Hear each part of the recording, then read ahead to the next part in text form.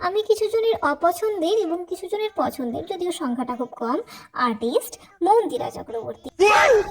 এই হলো আমার রঙের টেবিল, যা সারা জীবন অগোছালো অবস্থায় পড়ে থাকে। তো হঠাৎ করে আইডিয়া এলো, রান্নাঘরে গেলাম, গিয়ে দেখেছি যে এরকম একটা খালি বক্স পড়ে রয়েছে। ঠিক শুরু করে দিলাম নিজের কারুকার্য। এখানে টিপকে টাপকে একটু ফেভিকল বের করেছি, তার মধ্যে জল মিশিয়ে সেটির উপরে একটা লেয়ার তৈরি করেছি।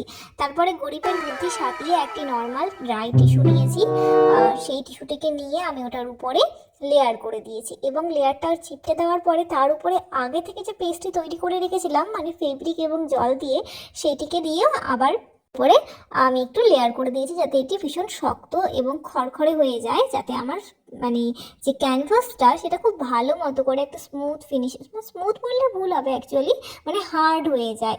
নর্মাল প্লাস্টিকের উপরে যদি কোনো কালার করা হয় সেটা ওয়াটার প্রুফ তো হয়ে যায়, বাট সেটা ড্র্যাগ প্রুফ হয় না। এই প্রসেসে করলে কালার তোমার ড্র্যাগ প্রুফ, ওয়াটার প্রুফ সব কিছু হবে। তারপরে শুরু করে দিলাম কেরামতি, নিচের দিকে একটু অমব্রে কাটিংয়ে হোয়াইট এবং পার্পেলের মধ্যে একটা শেডিং দিয়ে উপরের দিকে কিছু ফুল তৈরি করেছি। ফুলের মধ্যেও আমি কিছু ডিফারেন্ট ডিফারেন্ট কালার চুজ করেছি, লাইক পিঙ্ক, একটু ডিপ পিঙ্ক, একটু হোয়াইটিশ, তার মধ্যে কিছু শেডিংস দিয়েছি, মাঝখানে ছোট ছোট ডট দিয়ে সেগুলোকে কভার করেছি। মানে এখানে যা আমার মাথায় এসেছে তাই আমি করেছি। তোমাদের যদি মনে হয় যে তোমাদেরও রঙের ডাব্বা তৈরি করার দরকার পড়েছে, তোমরাও কিন্তু এরকম করে কারুকার্যগুলো করতে পারো। মানে নিজে হাতে জিনিস তৈরি করার মধ্যে একটা আলাদাই স্যাটিসফ্যাকশন আছে। আর এটির লাস্টের যে লুকটি বেরিয়েছিল সেটা ভীষণ ভীষণ ভীষণ সুন্দর লেগেছিল। মানে আমার ক্ষেত্রে সুন্দর, মানে আমার চোখে সুন্দর লেগেছিল, তোমাদের কাছে কেমন লাগবে আমি জানি না।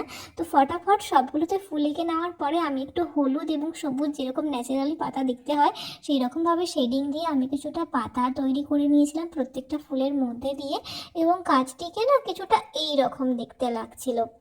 বাট আমার এটাকে একটু চকচকানো ভাবার দরকার ছিল, মানে একটু জেল্লা যেন দেয়, তাই তার মধ্যে এখানে সব একটা উডেন বার্নিশ দিয়েছি। হ্যাঁ, উডেন বার্নিশ ইউজ করতে পারো তোমরা এটার উপরে।